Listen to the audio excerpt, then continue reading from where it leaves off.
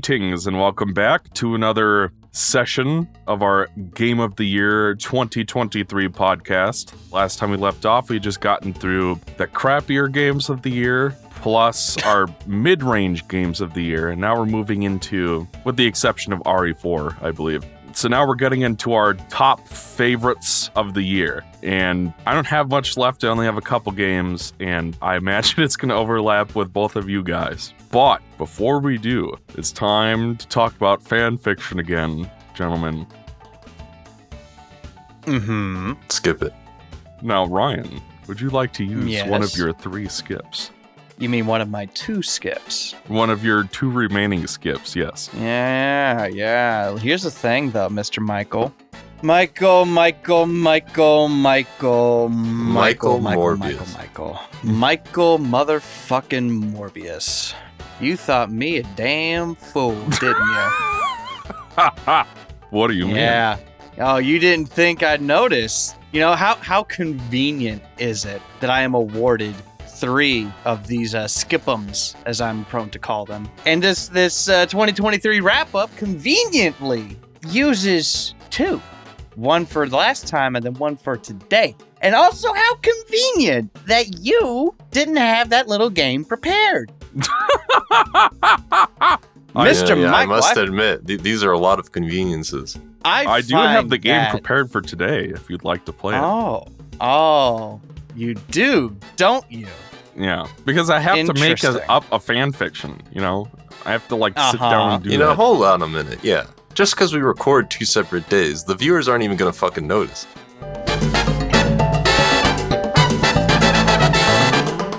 Greetings and welcome back to another session of our Game of the Year 2023 podcast. Just because we record 2 separate days, the viewers aren't even going to fucking notice.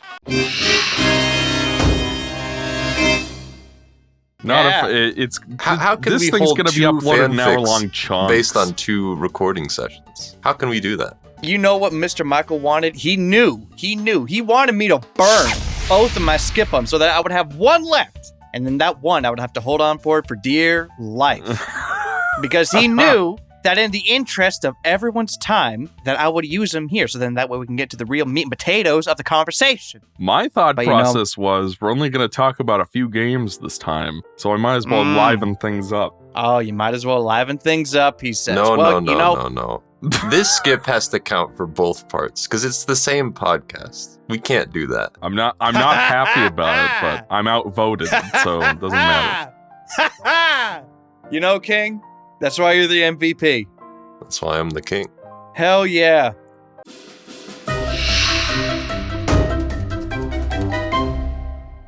But next time, I'm bringing all Sidon times Link fanfics. And one of them is so disgusting that I can't even describe it. Bring it on, come on. All right, well, if we're not doing fanfics today, then I guess we'll jump right in. Yes. And I'll let you gentlemen go first, since I only have a couple, and they're probably going to end up on your list too, so. Well, I actually forgot about a couple of smaller games that came out last year. Well, I mean, there were 2 games that I kind of lumping in together. The Metroid Prime Remaster came out last year. I thought that was pretty cool.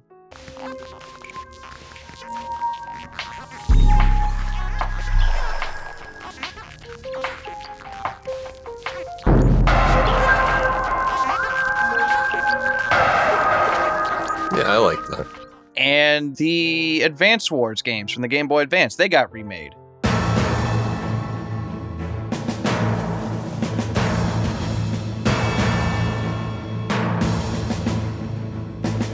And I thought that was pretty cool, too. It's not my cup of tea. I tried playing that for a few hours.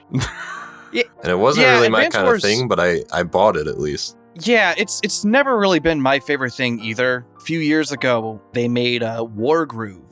Yeah. And I think that's a cool game. It's like Advanced Wars, but like in a high fantasy kind of setting. I just can't... The gameplay is just not for me. Yeah. Yeah, and I've tried, and I think I have a lot of respect for the series. I think it's really cool that it came back. And I hope Nintendo takes notes, you know? Just saying, there's another duology of GBA RPGs that deserve to be remade. Just saying. you know, the fact that it exists is pretty cool. And Klonoa games. Those already got me. Yeah. No, I'm talking about the GBA ones. He said GBA Duology. Yeah, we don't need that. Yeah, just give me what I want.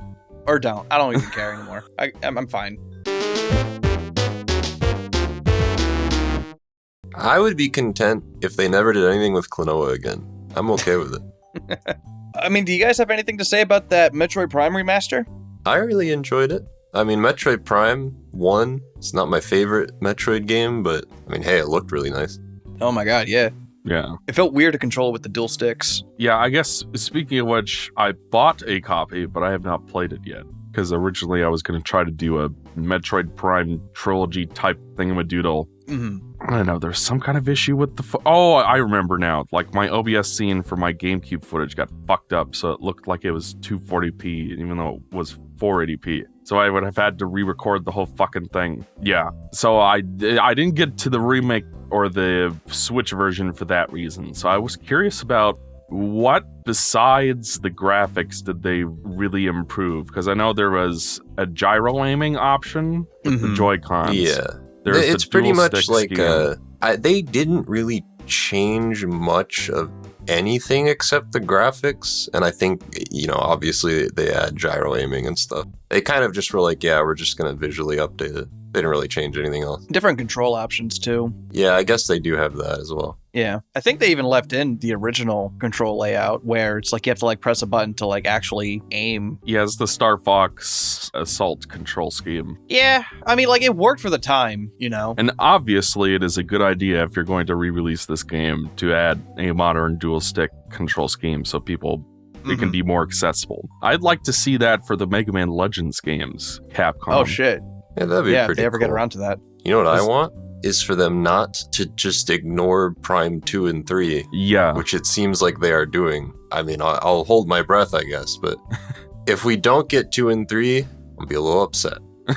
I think we'll probably get 2. I don't know about 3. Well, in my opinion, they should just do all of them, because we're leading up to Prime 4 anyway, and it just seems like, I don't know, it seems weird to do 1 and then not do 2 and 3. I would understand why, because 1's the popular one, I guess, but I don't know. Yeah. It would just frustrate the hell out of me. Also, the most generic one. Well, that's part of, like, I try to keep myself in line a little bit, but that is part of the reason where I'm like, really? And everybody lost their shit over Prime 1 Remake. And I'm like, yeah, but like, could we get it for 2 and 3 also, please? Thank you. Yeah. And don't get me wrong, folks. Prime 1 is a solid, well-constructed game. It's good. I've played it as many times as I have for a reason, but I don't know. It just feels... It kind of reminds me of Ocarina of Time, where Ocarina of Time is basically 3D Link to the Past, right down to the story. Prime is kind of that for Super Metroid. Yeah. The plots of the other two games are more interesting, but regardless, one point I did want to bring up is if there was one quality of life addition I would want in a Metroid Prime remake, it would be for them to put the item marking feature from Prime 3 in to help you keep track of collectibles. Mm-hmm. And apparently they didn't do that. No, yeah, I don't think they really added anything other than control options. And I also heard that the Ice Shriek Bat is still missable. I don't know about that. Yeah, Maybe. I will look up and verify this so that I'm not wrong. I wouldn't Or be maybe I surprised am. because it pretty much just kind of seems like they took the original and they were just like, yeah, we'll just change the visuals. Yeah. Well, they probably worked off the Wii remake, but It just seems a tad disappointing that they didn't really... It's like the Spyro 2 remake, Reignited Trilogy, where it's like, yeah, we updated the graphics in the presentation, but we didn't address any of the design issues with the game at all. It's what's TGX would call a warts and all remake. mm-hmm. It sounds like that's what the Metroid Prime remake is to some extent, even though, you know, like, the game doesn't really have that many flaws or quality of life additions to make. You know, it's a solid, well-constructed game, like I said, but it's like... Yeah, I don't really know because all my problems with Prime 1 are its map design, and they're not going to change that. Yeah, you can't so, fix that short of a reimagining. I don't know, if you could take the time to remodel all the graphics, you couldn't take the time to put some dots on the map. Yeah, I don't know. That's one of the most annoying things about the first two Prime games is that they don't track items like the 2D ones do. And then 3 has it, but you have to go out of your way to unlock it. So it's like, why not just put that in there? How hard can it be? That's my major nitpick for this game. I have not played. What was your other catch-up game, Mr. Ryan? Oh, no, it was just that in Advance Wars. Okay. I just thought that the fact that these existed and that they were released this year, I thought that was pretty cool. But if I remember correctly, I think you said that you wanted to do Metroid Prime for the Unversed cast at some point, no? Yeah, playthrough. I think I was gonna do the Wii version. We could still do that. Would you want to do the Switch port? Because I'm down. Yeah, we could do that. I'm all for it. Yeah. Hell yeah. But it is interesting, King, that you mentioned Prime 4, because we're all well aware of the development problems that game has had. It was like originally announced, I want to say in like 2017, I think. Okay, so like around the same time as Samus Returns was revealed, probably. Yeah, and then it restarted in 2019, I think. Yeah, it was originally going to be a Bandai Namco game, and then they couldn't make it work, so they gave it to Retro. And speaking of which, this Prime remake is the first game they've made in 9 years. Mm-hmm. Which is suspicious. What the hell's been going on over there? Because they were one of the most celebrated and well-reviewed developers for Nintendo in the GameCube and Wii days, and then they just skipped the Wii U, and it took until just now for them to make a new game. So I wonder what the hell's happening behind closed doors over there. Who knows? I've heard rumors that they were making like a Star Fox racing game or something, or some kind of crossover. Yeah. Those are ancient. Yeah. I remember there was this thing a while ago. I think this was like right when the Wii was even announced. It was like a Metroid X Star Fox game. Yeah. That's what I was thinking of, yeah. Well, yeah, no. There was a Star Fox Grand Prix. Okay, right? So these were two separate projects then. Yeah, Okay. These were two separate things. And I remember, again, like there was like this rumor for a while that there was like a Metroid Star Fox crossover. Yeah. But that never happened. But I guess my real question is, how much longer does it have to be until we can officially consider Metroid Prime 4 the new Duke Nukem Forever? Well, I don't know, because what if you consider what Miyamoto said about Pikmin 4 to be true? That it was ready all the way back in like 2016 or something? Yeah. I mean, it does explain why the game is so good and polished.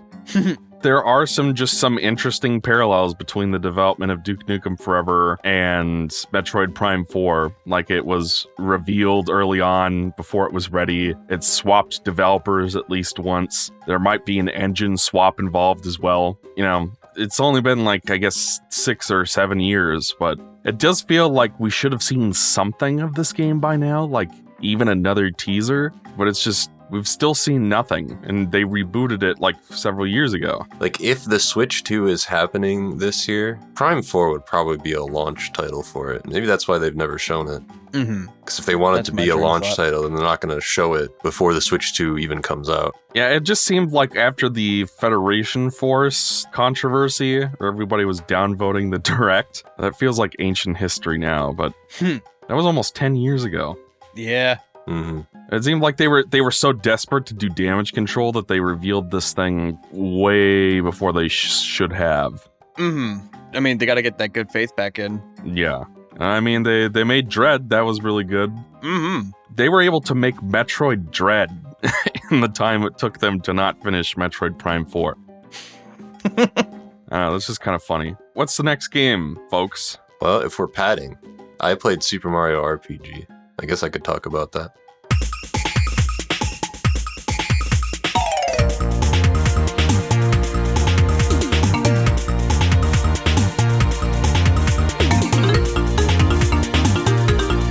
Hell Okay. yeah. Another remake I bought but did not play last year. I thought that it was... This makes me sound like I hate it, because my caveat is I really liked it and enjoyed it, but I also enjoyed it less than Superstar Saga, Partners in Time, Bowser's Inside Story, Paper Mario, Thousand Year Door, and Super Paper Mario. But, you know, I like it. Damn. So, speaking of Super Paper Mario, like, apparently there is a movement of people, I can't remember what they're called, that literally just skulk around Reddit boards and complain about Super Paper Mario all day. That does not surprise me. The Paper Mario discourse is interesting.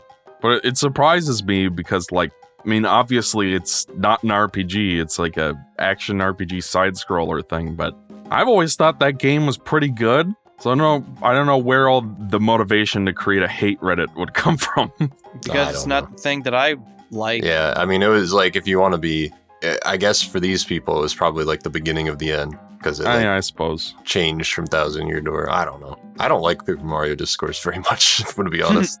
Yeah, I'm right there with you, sir. But Super Mario RPG, so I have not played the original. I usually don't do this, but I was like, whatever. I'm just going to play the remake because I'm too lazy to play the original. So I can't really speak on what the remake is like as a remake. I can only really speak on what it was like to play, which, you know, it was fun.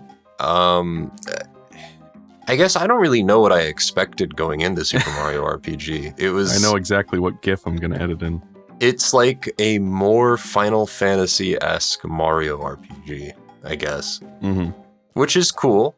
It gives it a different flavor than the games that came after, but you can tell that it's the progenitor of them too, and that Paper Mario and Superstar Saga both went in their own interesting directions. And they both kind of play off things that were in Mario RPG. It's like they both took a focus and just ran with that focus. Yeah. And they both became better games series for it. At least in the beginning.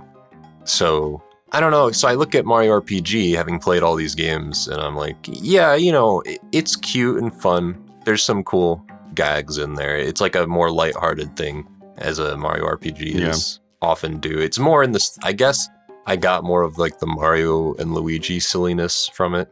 I don't know. Part of the reason I didn't even talk about it the last time we recorded is because I don't think I have any hot takes regarding it other than it's a little bit underwhelming, I guess, after all the hype surrounding it for years. I want to say the Boundary Break guy was tweeting about how, like, if you've never played Super Mario RPG before, your life is about to be changed. And then he got dogpiled. Yeah. Which sucks and for him. I mean, you know, I'm glad some people like it so much, but I don't know, man. It was like, I think the remake added some super bosses that were pretty cool, which is basically they just took every major boss and did a remix on it to make it much harder. There's one that actually pissed me the fuck off because it does not explain at all to you how it works. Do you remember Punchinello? Do you remember that boss? Yes. The one with the bombs, I think? Yeah, the bomb man who gets crushed by the giant bomb. There's a super boss variant where you have to hit the bombs so that they turn around and hit him. And he puts 3 bombs out at a time. And these bombs will basically one-shot you. But the only way to turn them around is to perfect time your hit, which I wasn't aware was different from a normal timed hit at all, because there's not a lot of good feedback or information telling you that this is a feature that exists, nor do you ever need to use it at any point. So suddenly you're in this one super boss, which is, I think, the only one that ever requires that you perfect time your hits. Because if you don't perfect time your hit, you will just hit the bomb, it will activate and not turn around and come over and fuck you up. Oh. So you have to hit every single bomb perfect attack to kill Punchinello, because you can't do damage to Punchinello, really. And it was absolutely horrible. I hated that fight. But the rest of the super bosses are all really fun. So I guess I enjoyed the combat system well enough, especially in like the post-game, quote unquote. Yeah. I thought the music was really good. It looks nice. I like the style they go with for the remake. And the final area, the like weapon world or whatever, was like pretty cool. I didn't expect that. Yeah. It was a cool final area. I like Culex, or what's his name? Is his name Culex? I don't fucking remember what his Culex is name the guy at Monster Town. Smithy is the guy you fight in the weapons Smithy. factory. Yes, that's his name. But I also felt like, you know, the mini games all were absolutely horrendous. And by mini games, do you mean like the Midas River? Yes. Okay. And the minecart thing and the Yoshi race, they all were horrible. I don't know if this is a thing in the original or if this is a remake thing. Those mini games were in the original. If they changed them, I wouldn't know because I haven't played it yet. Yeah. But to my recollection, they were all fine. No, I hated them, especially the minecart one. I don't know, man. It just felt, when I compare it to like the stuff in the Mario and Luigi games, which I feel like just handled them much better, there were some weird controls for these ones. The river minigame felt like it was so slow that I felt like a fucking snail. I don't know, man. I did not like those minigames. But that's like more of a nitpick because they don't really take up much of your time. But I guess that's the other problem, is that the game is, and don't get me wrong, I like that the Mario RPGs are short, but yeah, Super Mario RPG feels like it doesn't really build to anything, and it just kind of ends abruptly. Yes. There's another game we're going to be talking about later that I think has that problem, but a lot of people rag on Paper Mario 1's story for just being a Bowser versus Mario thing. Yeah. Which it is, but I would argue it's the definitive Bowser versus Mario story, because Bowser actually has a concrete motivation. We see a lot of him, we get to see him and Peach rag off of each other. Whereas Smithy doesn't really do much of anything, and then he shows up at the end and you fight him, and then that's kind of it. Yeah. It's just, it makes the whole thing feel like a series of vignettes, I guess, which is fine. But I don't know, it just wasn't... That's pretty much what Superstar Saga was. Yeah, kind of. And that one is my least favorite of the 3 Mario RPGs that I like a lot. And even then, Cackletta is a more interesting villain than Smithy was. Yeah. And it has Fawful, and that game is so wacky that it's a lot funnier. Yeah, I mean, that Mario RPG was funny at points, but I don't know, it was just mostly I wouldn't even say it was boring. It was just kind of underwhelming. But it was fun, I guess. I don't know. Yeah, and I almost kind of wish I had played it, because I have played through the original multiple times, but that's also kind of the reason I didn't play it, even though I was kind of curious about it. Like, originally I bought the game so I could give it to my brother for Christmas. Yeah. But it turns out that he'd already bought it for himself, so it's like, oh, I guess I've got this game lying around, might as well keep it. But at the same time, it's like, I think the Super Nintendo version was perfectly good as it was. Mm-hmm. I don't know if it's just me, but the Switch graphics, there is something about those Super Nintendo games with pre-rendered graphics, CGI graphics, that I think just looks better in low res. Something about that art style. Yeah. I think the DKC games would look worse if they were higher res, if that makes sense. Yeah, probably. And when you take that and remake it very literally, as it seems like they did in the Switch version, it just kind of looks not as good, in my opinion. Having only seen the trailers, mind you, maybe if I play through the whole game, I'll change my mind, but it did look kind of weird. I wasn't super impressed with any of the remixes I heard. Apparently the original soundtrack is still in there, so yeah, it is. Kudos for that. But it also just seemed like a kind of game that didn't really need to be remade. Yeah, probably no, I don't know. But it also just seemed like a kind of game that didn't really need to be remade. And I mean, like, Resident Evil 4 proves that you can remake a game that's already good and make it interesting. Do something with it. But that didn't seem like the kind of game that this was. It seemed like a straightforward, here's the same exact game again with new graphics. And apparently they added some kind of 3-hit combo thing to the combat system that wasn't in the original. I don't know that I noticed that. It was like you could hit people multiple times with one attack or something. I don't know. I'll look this up. There's like the infinite jump attack that Mario has. I don't know if you're talking about that. Okay. Wasn't that in the original? That is, yes, the super jump or ultra jump. Yeah, I don't know. It just seemed like they could have just put the original on Switch Online, and I thought the original was on Switch Online. It isn't. I thought it was too, but either they took it off at some point or it was never there to begin with, because I checked. Because, like, when everybody was like, they can't remake Paper Mario 1 because it's on NSO. I'm just like, well, what about Super Mario RPG? That's on NSO. And then I looked it up and it wasn't. So, but that just proves that if they really wanted to remake Paper Mario 1, they could have just not put it on NSO. Yeah. That is kind of my problem. I know everybody loves Thousand Year Door, and I'm glad that formula is coming back. But, they could just put GameCube games on NSO. That part of my problem with Paper Mario Discourse, if I can get a little bit heated, is that I feel like if they had remade Paper Mario 1, which I would have preferred to Thousand Year Door personally, everybody would be just as excited, because the only reason people are excited is because the old format's coming back. Yes. And it just so happens to be that it's Thousand Year Door, which, to be fair, is the one that most people seem to prefer anyway. But I think the problem I have is that it's like this... It just kind of feels like a movement more than like, oh yeah, Thousand Year Door is coming back. It's more like, oh yeah, Nintendo finally gave up and they're gonna acquiesce to our demands. It's a little bit like, I don't know. I want to say I saw a tweet the other day. You know that meme where a guy is posing and taking a selfie next to a tombstone? Yeah, that's very Alan from The Flash. Someone made a meme where it's like a tombstone for Sticker Star, Color Splash, and Origami King, and then like characters from Thousand Year Door posing in front of the tombstone. Yeah, it's so funny to see that meme everywhere because that meme is really old. I think that picture was taken in like 2015 or 16 or something. Like, but then recently it's like this ever-present, like evergreen meme. Even though that when I originally saw it, it was just a silly picture promoting like Arrow season 5 or something. It's very funny that this is like a thing that's just become a general meme.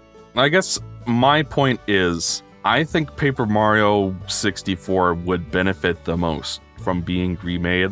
It's like, that's why I would rather they have remade 64. Less because of that. I mean, that's probably true. I haven't played these two games in a long time, so I don't know. Yeah. For me, it's just like, it feels like the only reason they're doing Thousand Year Door is because they only want to do one of them, and that's the most popular one. Yeah. Whereas it would just make more sense to me to start with the original. Mm-hmm. And if you want to do Thousand Year Door after, you could. But now it kind of feels like they can't do the original because they've already done Thousand Year Door, or at least that they're signaling that they're not going to do the original. I mean, that's what happened with Partners in Time. They just skipped it. Yeah. And now Alpha Dream's dead, so it's never going to get remade. Yeah. I don't know, it's disappointing for me because it's just like, okay, we can remake Super Mario RPG, which didn't need a remake, and we're going to do an graphical update on Thousand Year Door, which already looks fine. Yeah. And now this other game that actually would benefit from having new graphics is just going to get left by the wayside, and that's just it. Yep. I don't know. Disappointing, in my opinion, but what are you going to do? Yeah, I mean... Boycott! But definitely do not say... I remember I tweeted out that I didn't really feel anything towards the Thousand Year Door remake, and people were very upset with me. So don't talk about that. I mean, we already have talked about that, but you got to be wary. But that's part of the reason I'm a little bit... I don't know. I just think people are into the movement more than they're into the game. Yeah. Well, it can get a little dangerous if you don't keep that shit in check. Oh well, I'll just avoid Paper Mario Discourse like I have been and just move on with my life. I'll leave with this. I thought Paper Mario the Thousand Year Door was pretty boring. Oh, well, damn, that's... Well, at least the angry comments are going to go after me this time. Fuck them. People don't like when I say Mario 64 hasn't aged well, and they're not going to like when I say Thousand Year Door was boring. Fuck it. Yeah, I mean, to be fair, nobody's going to be surprised when you say that, right? Yeah. The infamous Mario hater of the three of us. And I'm really not. The infamous Panera Bread hater. Yeah. Speaking of Panera Bread, I'm drinking a lovely charged melonade right now. I'm drinking some unfermented yeast right now. Okay. Man, I just got water.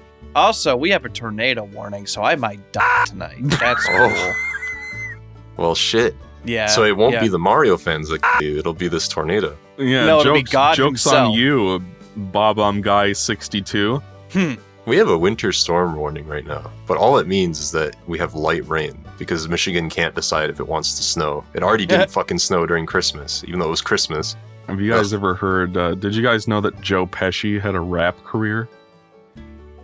Who's Joe Pesci again? You know the short guy from Home Alone, one of the two crooks? Oh, yeah. Yeah, and he was also in a wonderful movie called My Cousin Vinny, where he plays a bumbling New York lawyer who gets... Oh, yeah. I know what that one is. I've seen that before. Oh, there's a fucking surprise. So he had a rap career, and he had a song called If It Doesn't Snow on Christmas. It's on Eric's Cancer playlist. Cancer Christmas playlist. Okay. It's worth checking out. It's funny. But we just randomly heard it on the radio one day while we were driving, and Eric's like, wait, is that Joe Pesci? And then he immediately put it on the Cancer playlist. That's funny. It's pretty good. The following contains endgame spoilers for Xenoblade Chronicles 1, 2, and 3. Viewer discretion is advised. I guess it's my turn now.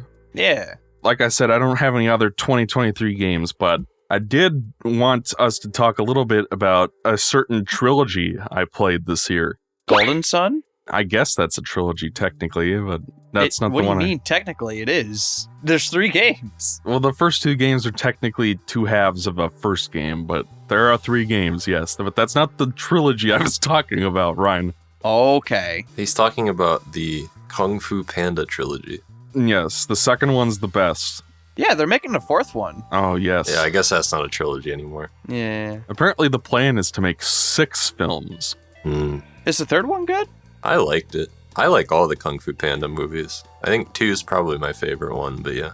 I think 3 was good. I've only ever seen the remember it first being one. Definitely see the second one. It's really good. What about the 3rd one, Michael? Famously, it didn't do well at the box office because it came out the same day as another 2, Hangover 2. Hangover 2. Oh. Which was a movie everybody regretted seeing when it came out. But regardless, I played the Xenoblade Chronicles Trilogy.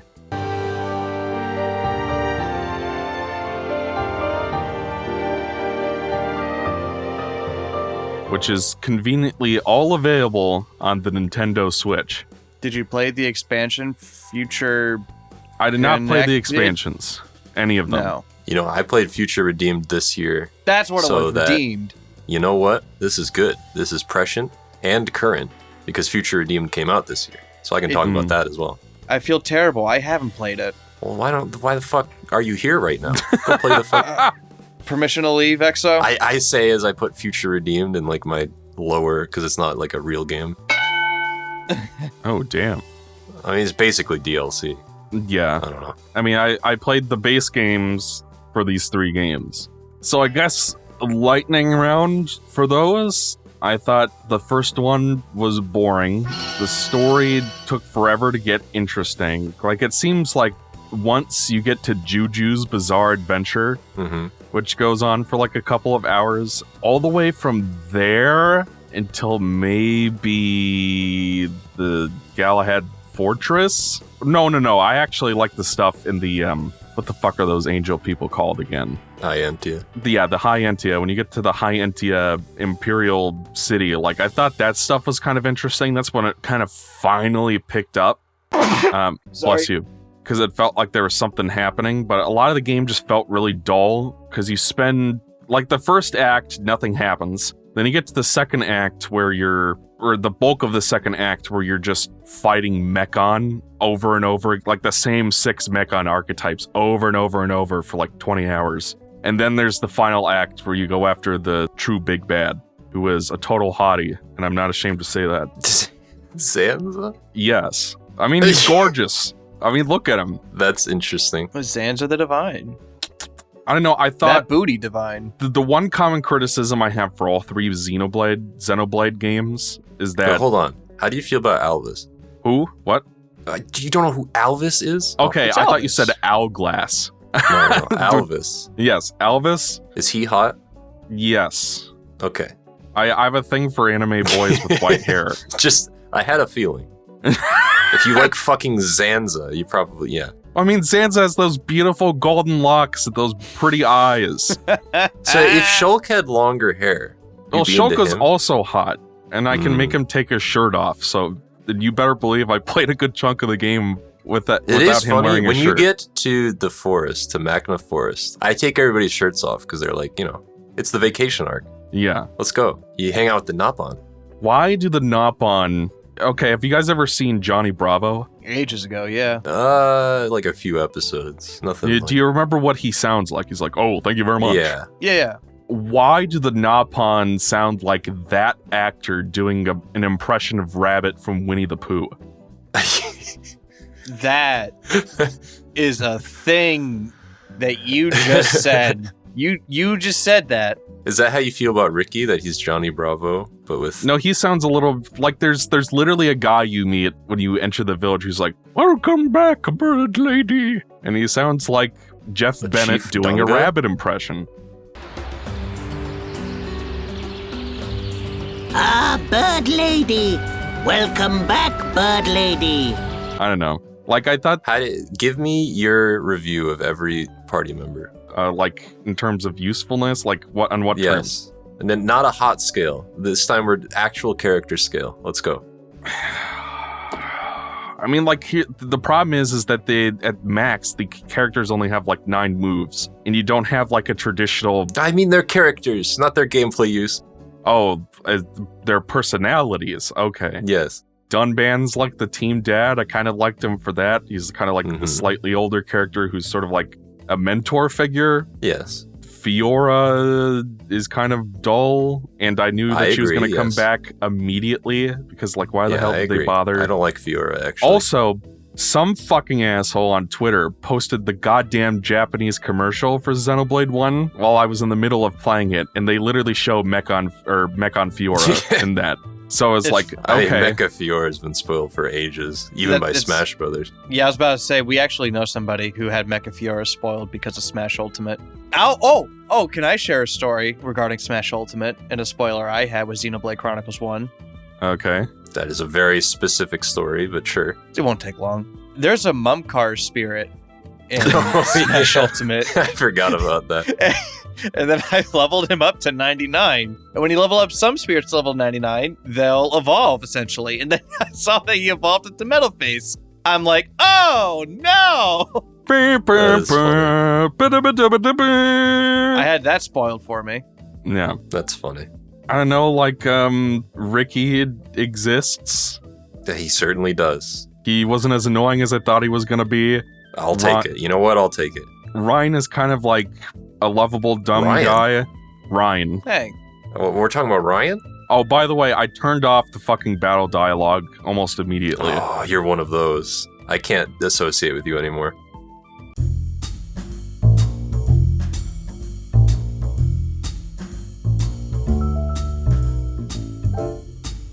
And then I got to Xenoblade 3, and you couldn't do that anymore, and I was really annoyed with that. Yeah, for good reason. Let's see. Ryan's the lovable, dumb guy. They don't lay that on too thick, which I appreciated. Like, he's more of a hit first, ask questions later kind of guy. That's just kind of what he's good at, and he knows it. Yes. Let's see. Sharla exists. She certainly does. That whole thing with hot, her. Though.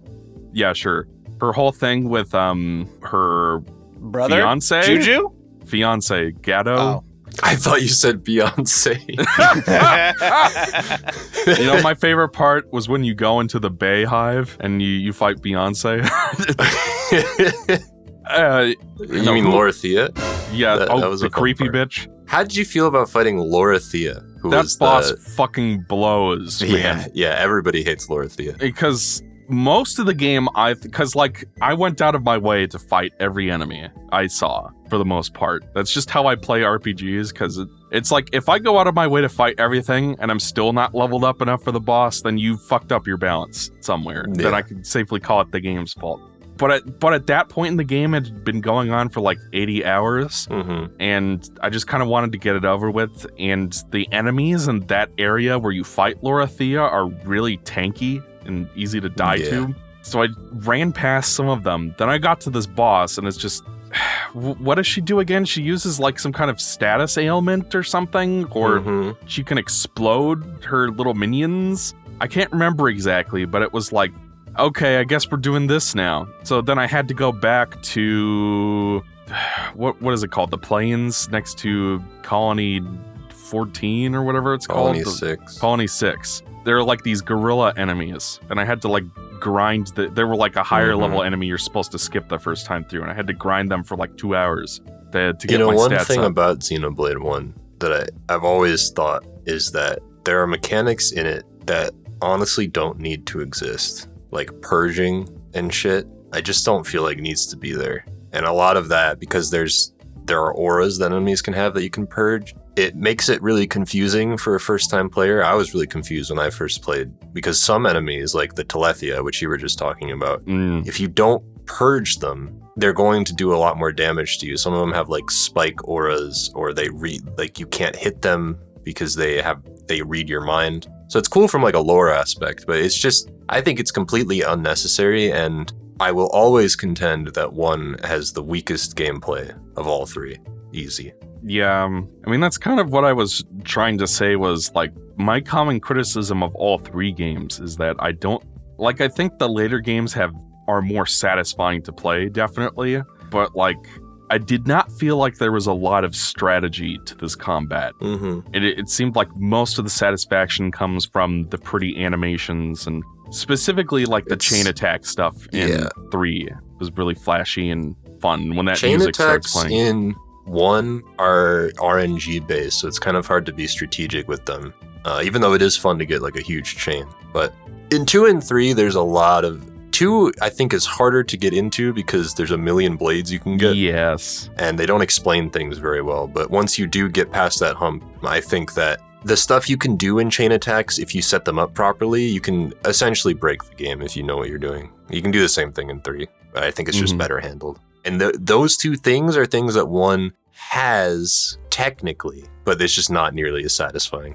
And I liked the second and third games more specifically because I thought their stories were way better executed. Mm-hmm. And 2 has some issues that we can maybe touch on in a bit. But well, that's an understatement. Like, the first game is a treatise on fate and destiny and revenge and what it does to humanity, how one defines it. Those are just some of the themes that are in the game. I thought the revenge plot was handled poorly. I did not like the resolution to the metal face subplot at all. It felt like it came right the flying fuck out of nowhere.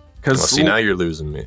Because I think Mumkar is a giant asshole, and regardless of whether he's technically a Homs or not, considering all the horrible shit he's done and the fact that he's in complete control of his faculties and isn't being controlled by Egil at all, he's just kind of doing his own thing, I think it's pretty reasonable to want to kill him. I mean, I don't know. I guess as a human being, I might agree. But I also agree with the point that pursuing that kind of revenge is not necessarily healthy either. No, but considering that he attacked them first, and they were acting in self-defense at that point, because at that point they were just trying to stop the Galahad fortress. The drive to kill was also there, and that does not come from a healthy place. I think that was more the point of that scene. But it's like they already had him on his last ropes anyway. They didn't even bother to destroy his suit. They just left him. And then the game's like, oh, but because Mumkar couldn't let it go, he gets himself killed, so it comes full circle. And I'm like, I get what you're trying to say, game, but I don't agree with it at all. I mean, like, that part of it, for me, the part where it comes full circle, quote unquote, is when Shulk and Egil reconcile. Mm-hmm. Which I didn't like either, because course. He's a genocidal madman, and I think at some point there are things that can't be forgiven. But then the game's like, oh, but because they forgave Egil, he used the Mechanis to distract Zanza long enough for them to get away. So it was good that he forgave him, actually. And I'm like, I see what you're doing, game, but I don't agree with it. I guess the problem is that the 2 sides of the war are set up from the very beginning to both have the exact same motivations towards each other, which makes it hard for me to place blame on either side, really. I think that's the whole part of the revenge plot that makes it interesting, is that at some point, both of these sides are acting in much the same way because of a thing that got set up like years and years ago. Yeah, I mean, obviously, what Zanza did to the, what the hell are they called, Machina, was terrible. Egil's motivation makes complete sense. I totally get it. And there's an intentional parallel between him wanting to get revenge on Zanza with Shulk wanting to get revenge on Metalface for supposedly killing Fiora. I get what they're trying to do. That's actually the biggest problem with the story for me, is that Fiora comes back, because I don't think Shulk should have gotten that get out of jail card. Because the problem with Fiora coming back is that when Shulk reconciles with Egil, and I don't think this is a major problem I have with the story, but it is a problem I have with Fiora coming back, is that now Shulk has even less reason to be mad at Egil. Yes. Because basically his only reasons are secondhand with his friends losing people. It would be a more satisfying story about overcoming the hatred driving revenge if the thing that made him hate the other people in the first place wasn't undone. Yes. But at the same time, I also think what it does is very effective, and I've always thought that. However, I do think that a lot of the same things that they try to do in 1, they also do in 3, which I just prefer 3 wholesale to all the games. Sure, yes. The one last thing I wanted to mention about 1, and you probably won't know where I'm going with this, King, but Ryan will. I played a game recently called Tales of Berseria. I guess it was a couple years ago at this point. Yes. But I feel like Tales of Berseria has many similar themes to Xenoblade 1, to the point where I would say it was probably inspired by Xenoblade 1. But I mean, the main antagonist kind of looks a bit like Zanza, a little bit. Yes, I was going to say, like, at the end, you fight a blonde god. Yeah. Who is wearing white angelic clothing. And the game is focused around a theme of revenge and gods manipulating people. And, like, I haven't had time to foment this hot take to its fullest extent and ruminate on all the details. I'm not going to say they're, like, the same thing, but I do think that the way that Tales of Berseria handles the revenge plot is more satisfying than Xenoblade 1, in my opinion. Because I just feel like Velvet is a more interesting character than Shulk, for one. Well, it helps that Velvet isn't... I mean, she starts off as a good person, but at the end of the game, she's kind of... Well, I mean, not even at the end of the game, but like for the majority of the game, she's just like, I don't really care about morality. I just want to kill this man who took everything from me. And I think having someone without that kind of moral compass, you know, that's not really something that's been done a whole lot. Yes. You know, especially in the JRPG space, because usually you want the goody two-shoe main character. Usually you don't get to play as an anti-hero. Yeah. In these types of games. And that's... The story benefits from... And the themes benefit from playing as an anti-hero. Yeah. But I think what also helps is that Velvet's quest for revenge is ultimately self-defeating because of the third act twist. And then she basically goes insane trying to figure out what to do with that reveal. And then the conclusion she ultimately comes to ends up actually being clever. The way that she deals with the whole, well, if I get my revenge, it would ultimately be pointless, because that's another parallel between them, is that the person you thought was dead is actually still alive in a way. Yeah. I don't know. The part where Luffy said, like, told Velvet to get her shit together was the best part in that game. That little cinnamon roll. Yeah. So, King, I don't know. You should play Tales of Berseria. That's a very good game. It's on my Captain America pocketbook list. You met with Anthony Mackie while on your jogging route. And you said to play Tales of Berseria, and then you wrote it down. Yeah. Yeah, so that was Xenoblade 1. Xenoblade 2, I liked more.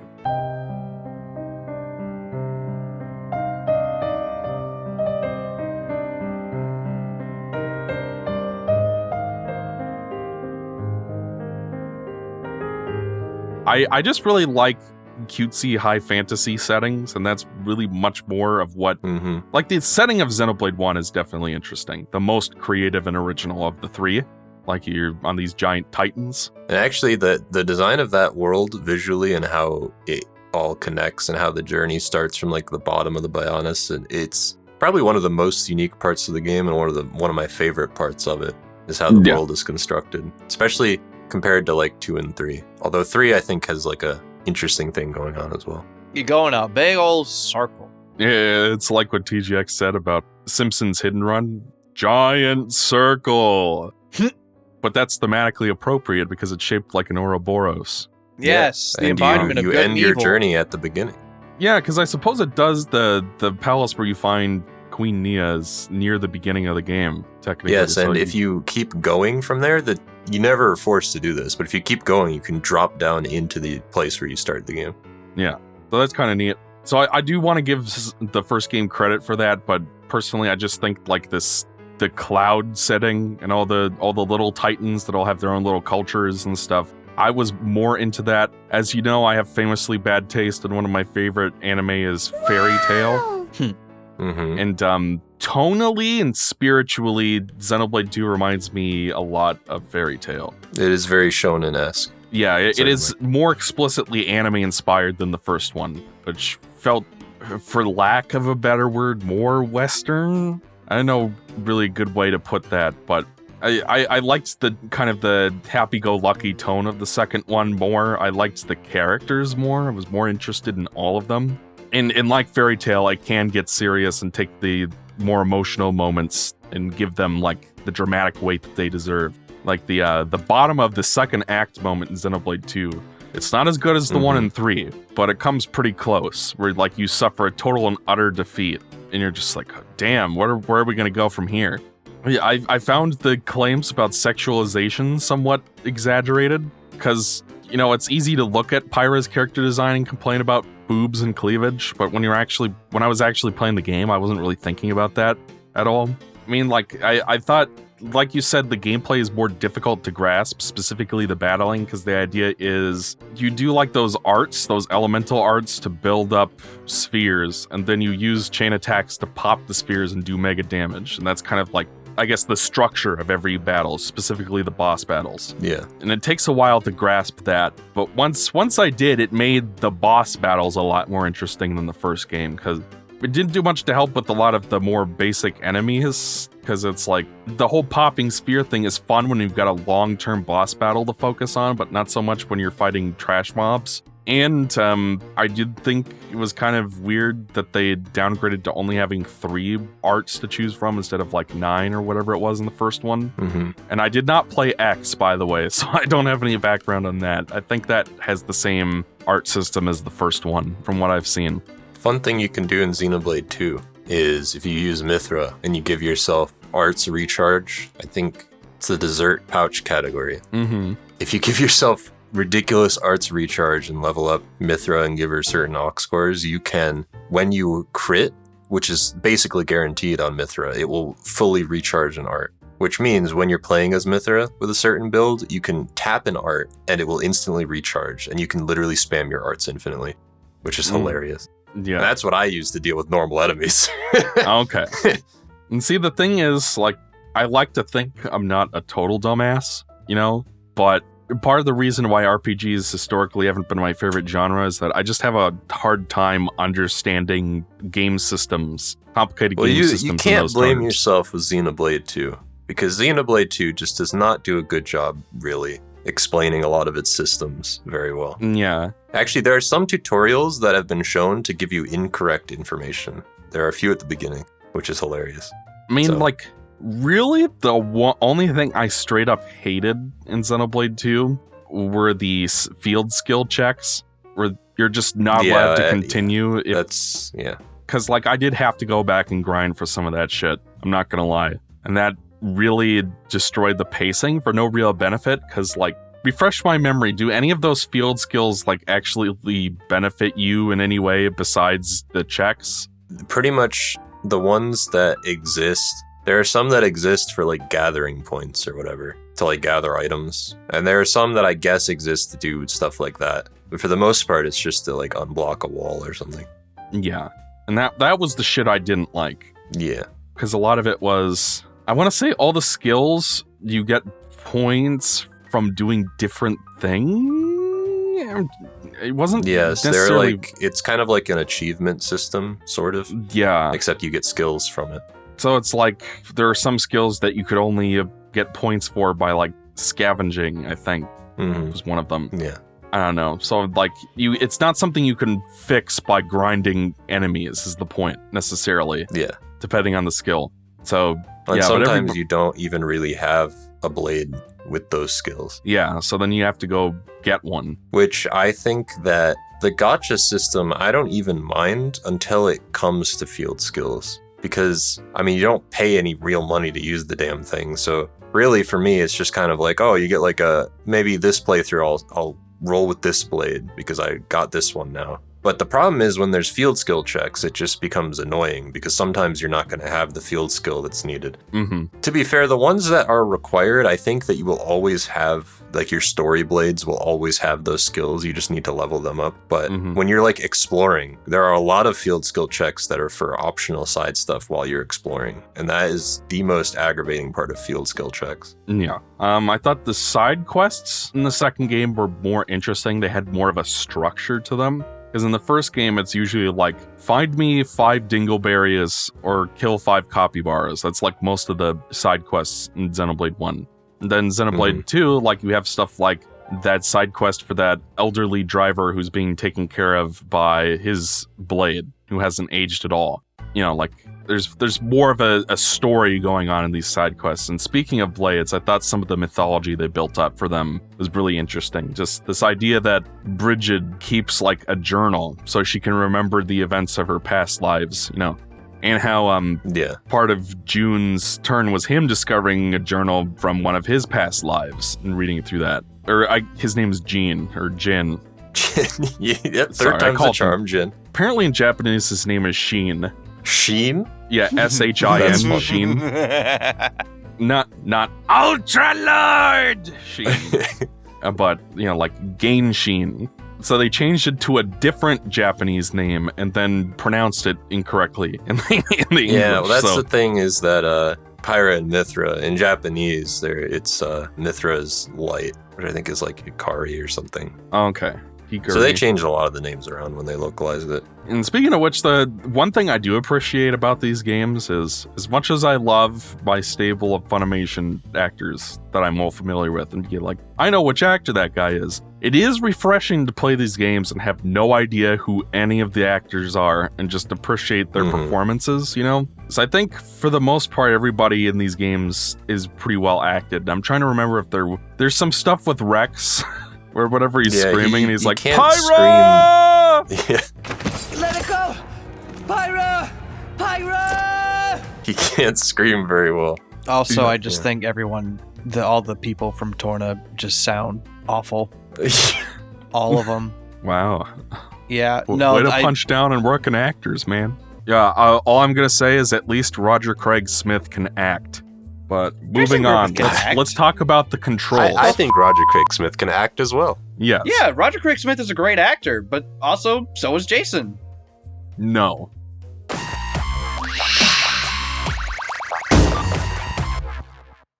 Listen, What about Jin? Jin? Because he's technically from Torna. I don't have anything to say about Jin. But I know you famously don't like Malos. I thought Malice was really What? bad. Which I could never agree with. No 'cause I love disrespect Malice. towards the actor. It's literally like his acting, voice acting. Okay. Yeah, I got no beef against the actor, but his acting in that game is literally just screaming.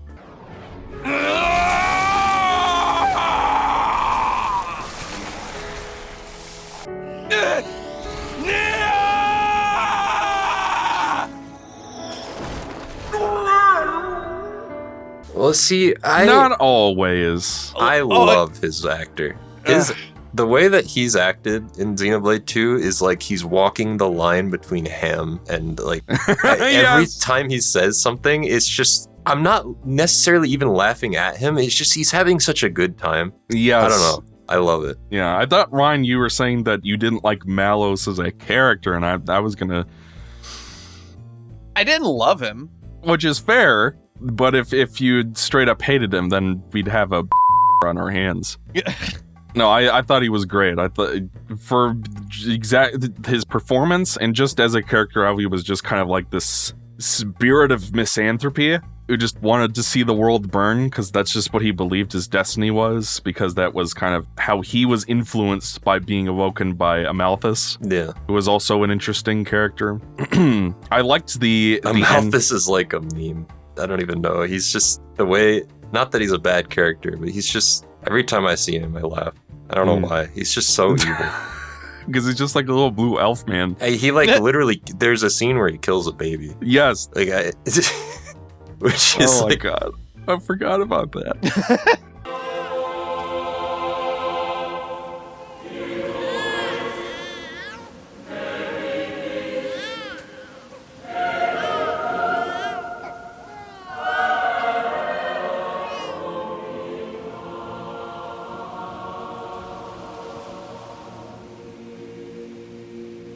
Oh, Architect.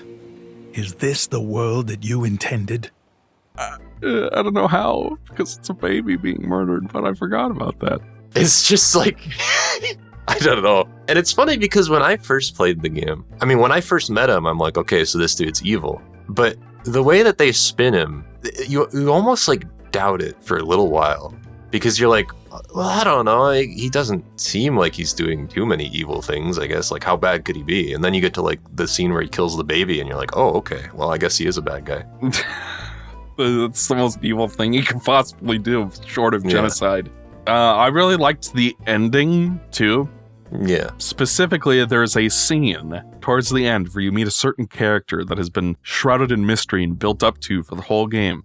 Oh, I love Zeke, by the way. He's hilarious. Yeah. Oh, Yeah, Zeke's great. Our dog is named Zeke, by the way. Is he named after him, or is it just a coincidence? Nope, named after him.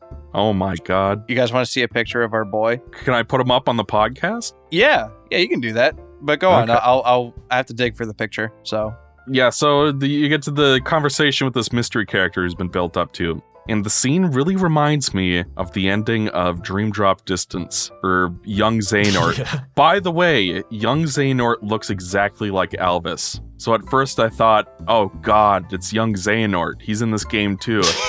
But it turned out to be a different character. But Young Xehanort's going on and on and on about how Future Ansem, Seeker of Darkness, went back in time and gave him time travel powers, and here's how time travel works. So it's like, this makes the plot less satisfying, and I have no idea what the fuck is going on. Why are we talking about Kingdom Hearts now? Talk about Xenoblade 2.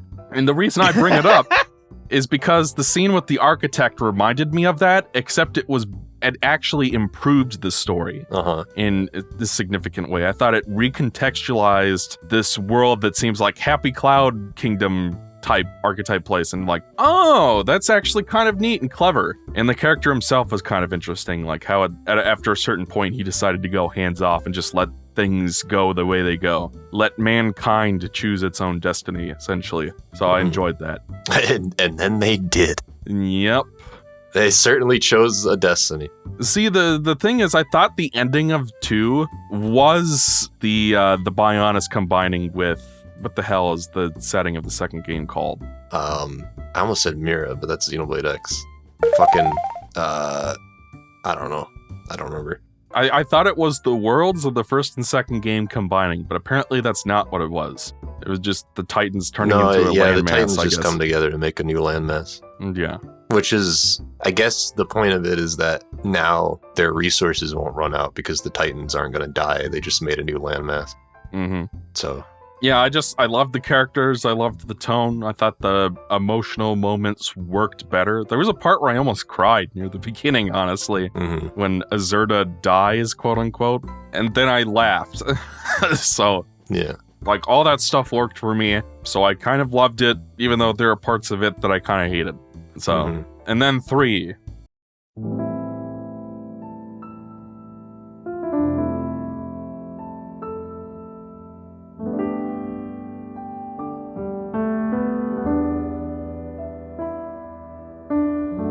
Is almost too big to get into in just a little footnote in this podcast, because that game is heavy, but yeah, I thought it was good.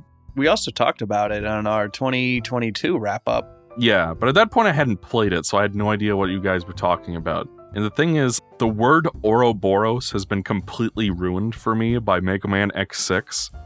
You know the level, the Blaze Heatnix level with all the donuts? With the giant donut. Yeah, the giant donuts are supposed to be Ouroboroses. And to me, that just seems like the most pretentious, stupid thing that they could have possibly put in one of these Mega Man games. And it's completely ruined the Ouroboros for me. But even it's the embodiment of the eternal conflict between good and evil. Yeah. Yeah. And it's also a giant donut robot that shoots orbs at you. You know, it's stupid. You know, Ionios is a giant donut, at least at the point at which Xenoblade 3 takes place. Yes. Which is funny. I think at first I'll try to keep this brief, but at first, when I heard that Xenoblade 3 was deliberately like a crossover between the first 2 games, I was like, great, I want to see Shulk team up with Brex. That's what I wanted to see. And that is not what the game is. Apparently the DLC that they released, Future Redeemed, is that. Yeah, that is basically what the DLC is, yes. But I think after a while I grew to like these Ouroboros kids, and the romance between Mio and Noah was cute, because Mio was adorable. The side quests were better. I liked that they were kind of like a way to recruit new party members and get new classes and stuff, and there was like a complete story arc for each of them. Yeah. In a way there wasn't for the side quests in any of the previous games, so that was fun. I enjoyed the ways that the 2 worlds from the first 2 games kind of combine and recontextualize, and this game was kind of neat. Like there was a point where I was wandering around the desert area where I realized the music playing in the background was from the Machina Village in the first game. And I was like, oh.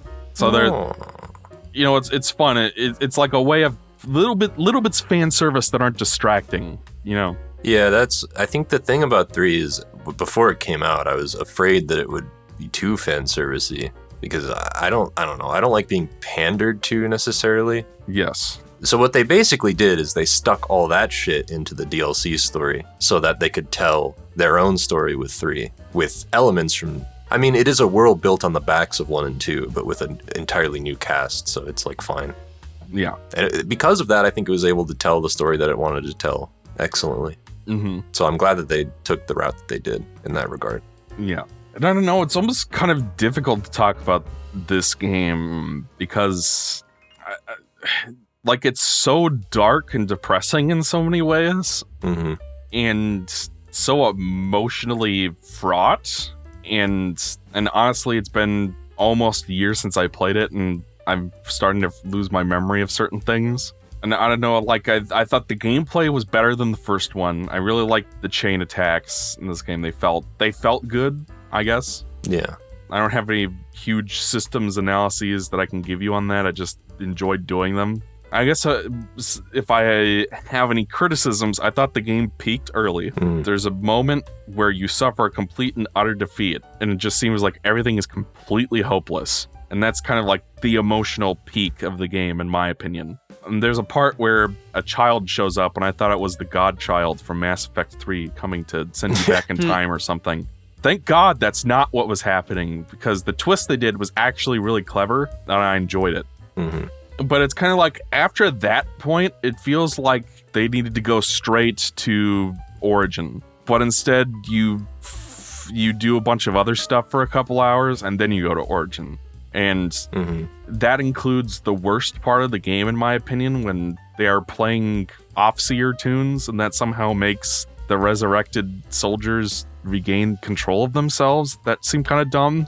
I liked seeing Nia again. She looks really pretty in her queen outfit. I don't know, like, the music was great. It looks nice for a Switch game. Like, I think they had like DLSS scaling, and it looked really clean, because, like, as much as I like Xenoblade 2, that game looks kind of blurry on Switch because they used like standard bilinear filtering or something, whereas Xenoblade 3 is also dynamic res, but it uses DLSS and it looks a lot better. Yeah. I know, the game is good. I think that if it ended a couple of hours earlier, if you cut out the winter area and just kept the Queen's Fortress, her little invisible castle thing, I don't know, it feels like you were riding an emotional high from the Agnes Castle part of the game, and you're kind of just ready to go to the final boss, but then there's some stuff you got to get through first before I don't know, you can get I hear there. that all the time, but I was ready to take a fucking emotional break.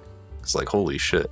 Yeah, I guess I could see that. I don't know. That's just how I felt about it. The game's good. Personally, 2 is just more my kind of thing. So that it's probably my personal favorite of the 3. But Xenoblade 3, I definitely see why you and pretty much everybody else seem to think that's the best one. Wow, that was kind of a condescending way to put it. I'm sorry. I mean, I didn't take it that way, but it is interesting. I totally get it. I know what you guys see in it. Like, it's emotionally and thematically, it is heavy and I guess cathartic, and it's really dark, and you can argue the gameplay is the best as well, and the world design as well. So, like, I totally know what you guys see in it. I will argue that. So it's just now, Xenoblade fans, this is how you have a healthy discussion. Take note. Yeah. With that said, you're completely wrong, and I hate you.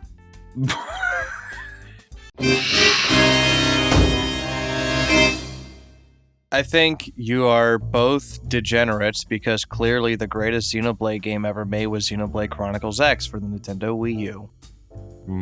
I've heard nothing but apathy towards that game from the Xenoblade fan base. I remember liking it.